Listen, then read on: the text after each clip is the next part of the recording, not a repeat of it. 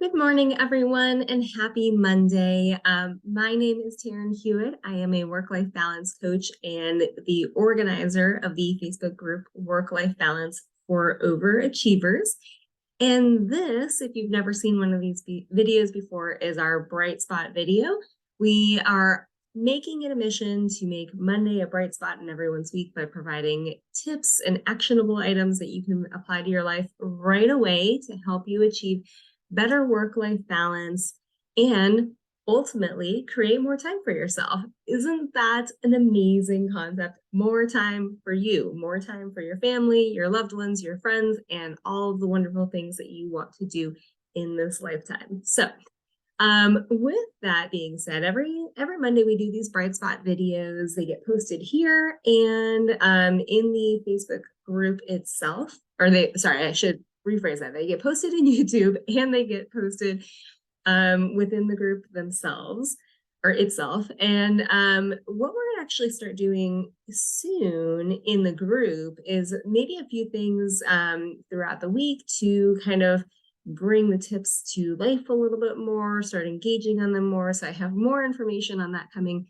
soon. But in the meantime, let's get into today's topic. So today's topic is one that I think about a lot, and I'm definitely, this is definitely something that I could have heard a little bit sooner. So what we're going to talk about today is how to make the most of self-development books.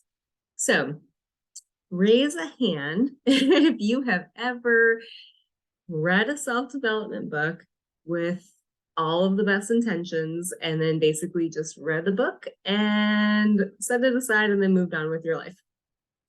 Yep. So this is actually a really common thing. You see it with self-development books. You see it with trainings in the corporate arena, or even trainings that you attend in your regular life. If you have a business or you have anything else that you're learning outside of work, it's super ridiculously common for many of us, or for the majority of us, I would say, to go into trainings or go into something where our plan is to learn something new that we can apply to our lives, and to take a really, I would say, almost like a passive approach, right? Like you might engage with the training, you might engage with the self-development book, but we oftentimes have a tendency to then move on past that training or past that book without really taking genuine action to apply anything that we learned, right? And there's a lot of reasons for that. I mean, one thing is that we are just in general kind of wired and looking for that quick fix, right? So I think many of us, without necessarily being aware of it, will oftentimes pick up a book or go to a training and think I'm going to walk out of this and it's going to just change my life in this, this one sitting, or this one book. And it's a beautiful idea, and most of us don't even really probably realize that that's the way we're thinking of it. But applying real change, building new habits, all of those things are things that take time. We all know this, but sometimes it's a little easier to just kind of forget that, right?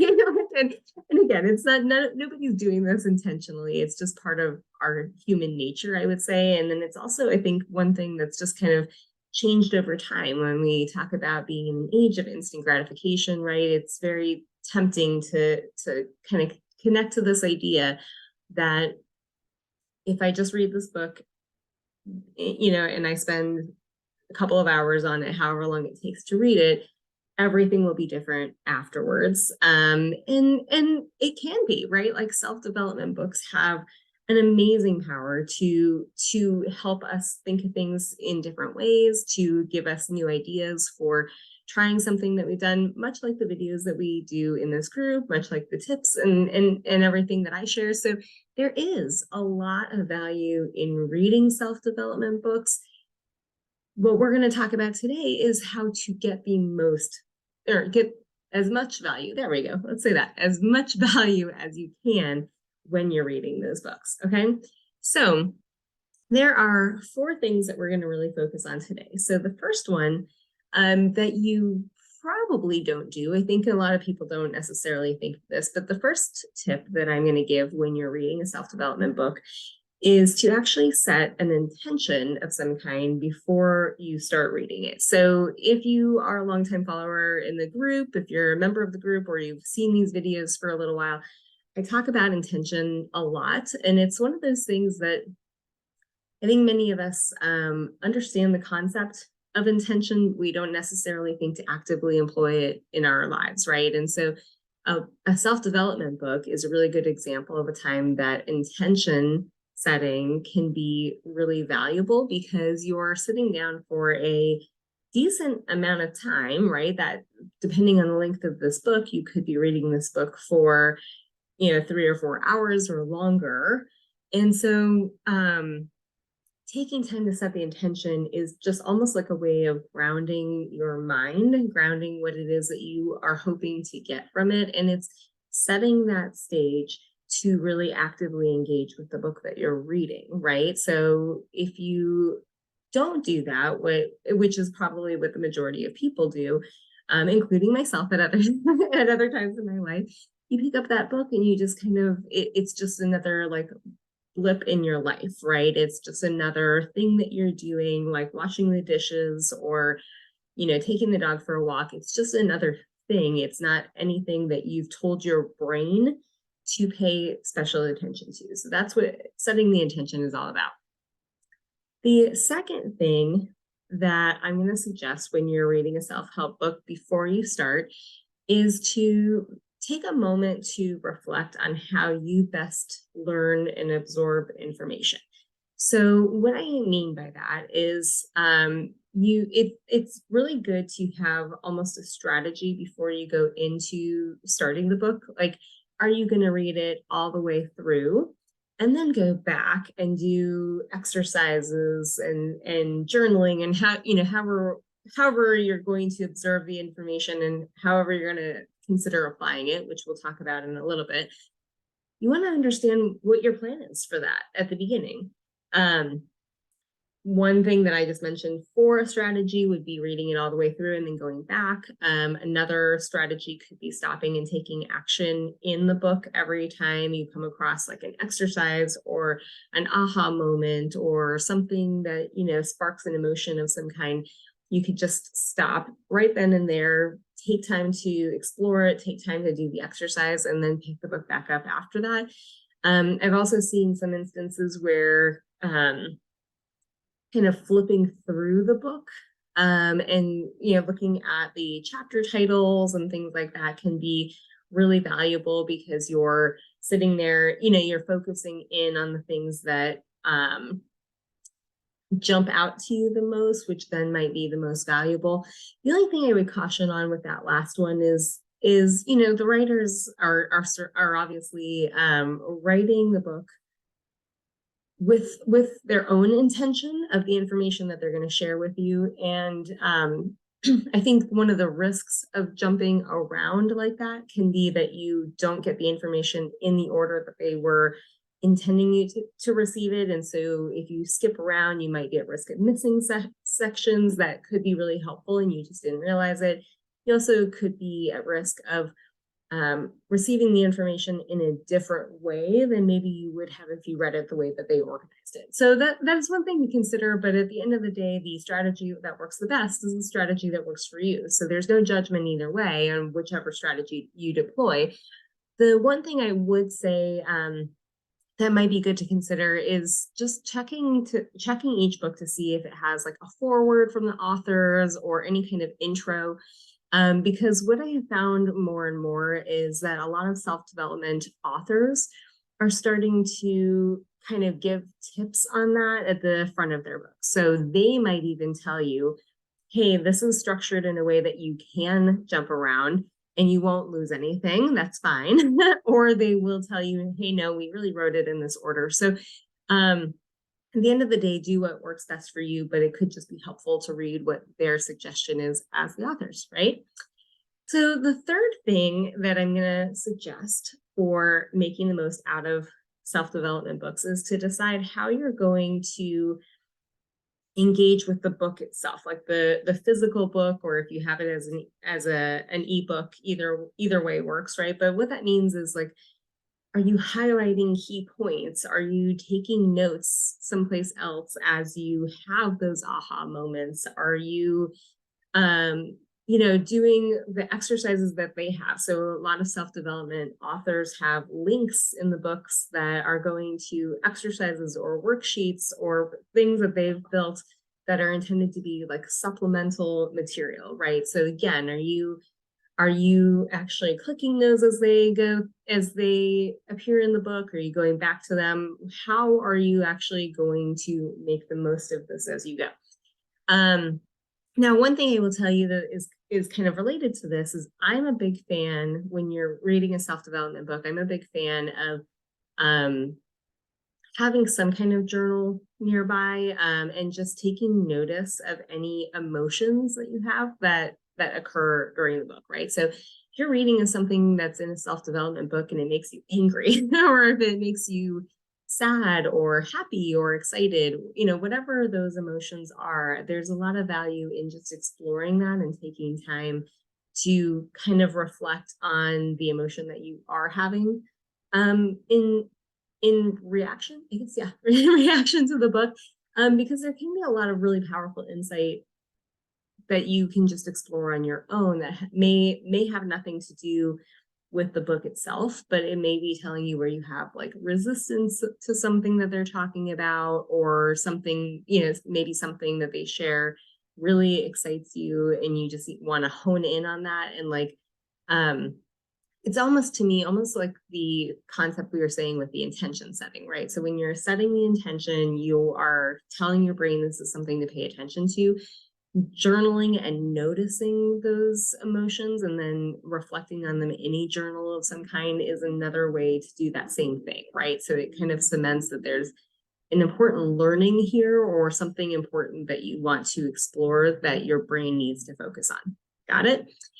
Okay, and then the last thing that I'm going to say is, whenever you're reading a self-development book, I'm also a really big fan of just taking what fits, leaving the rest behind. And so what that means is that not everybody is going to give you tips that fit for you, or they might not fit for your situation, and that's okay. It is okay to not do everything that they tell you to do.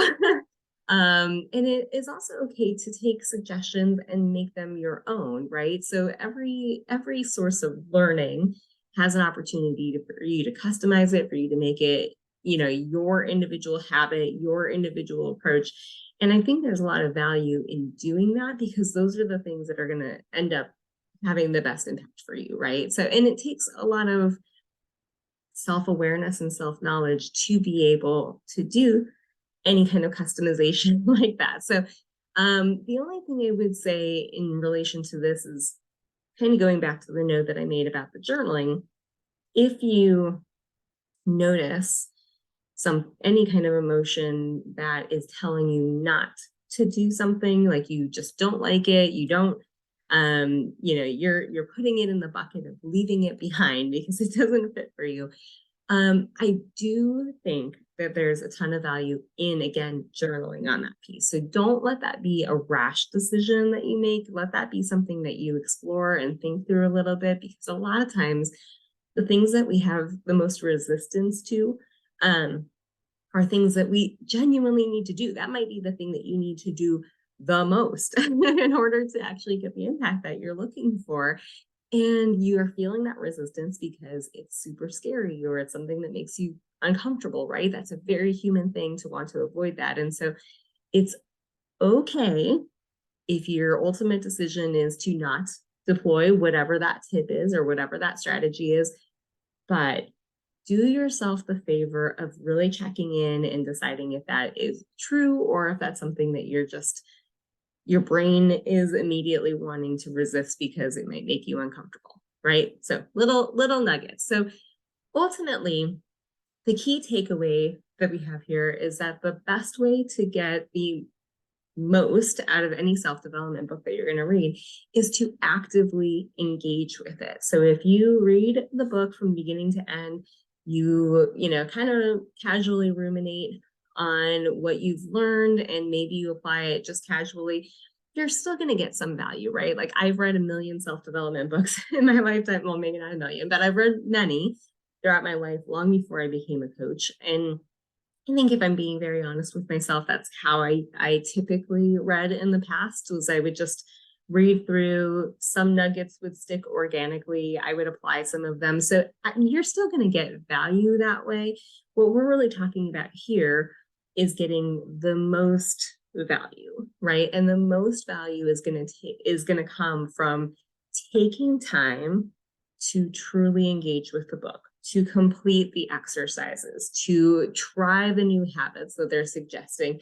And remember, building a habit is not something that happens fast. It's the whole number they say, like 21 days or whatever the case is. So you're not even really, if you're talking about a book that has habit building, which a lot of them do, or they're talking about some kind of change that you need to make to a routine, those are things that you're not going to really truly enact in your life or execute in your life until you've been doing them for a little while. And that takes time. That takes building that habit muscle. It takes a lot of additional energy past the book for you to keep doing it. But that's still part of reading the book. That's still part of getting the most that you can out of it. And so just kind of embrace this idea that every self-development book that you read is a journey, right? It is an opportunity for you to take time to apply these things to your life and an opportunity for you to really enact valuable change. So hopefully all of that hit a chord in some capacity. I know, like I said, I have been 100% that person who has just read the book and moved on and not necessarily deployed it, but I do a lot of these strategies myself. So I am somebody who I actually read from beginning to end because I like to absorb it all first. If there is an exercise that jumps out to me hardcore, I will do it in the moment, but I do read it first and then I go back through and I kind of work my way through the exercises and trying things. So that's a strategy that works for me. I would love to hear if you have a strategy that works for you. You can feel free to drop that in the comments and share it. Maybe it'll inspire some idea for anybody else who happens to be listening to this recording. So the other thing that I want to just talk about real quick to wrap up this video is I do have an idea that I would really love to get some input on for anybody who happens to be watching this video. I had this idea recently of actually doing a self-development book club focused on topics that tie back to work-life balance for overachievers, right? Because that's what my group is about. That's what we're always talking about in these videos. And so if that is something that you like the idea of, drop a yes in the comments. So that can be on YouTube that you drop a yes in. It can be in the Facebook group when you're watching the video, wherever you're at, drop a yes in the comments.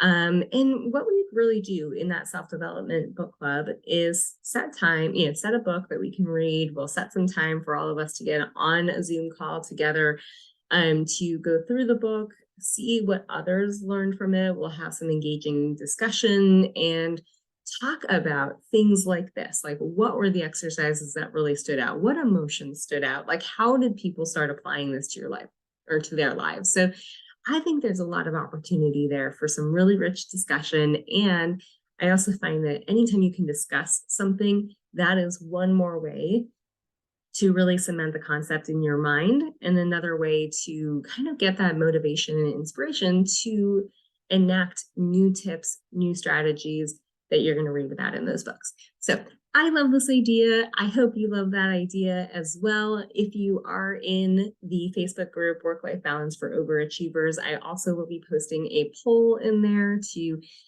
kind of gather a little bit more information on anybody who isn't interested, the timing of it, things like that, so that we can decide if there's a good plan here. So if you're not part of that group, but you are interested in this, head on over to Facebook and just type into the search Work-Life Balance for Overachievers. And then what we might do if that takes off, is some other videos, other bright spot videos in the future about how to fit in reading time, how to build those habits, because that's obviously a really important piece. If you are limited on time right now, we want to give you some good tips on how to get that in so that you can take advantage of those self-help books.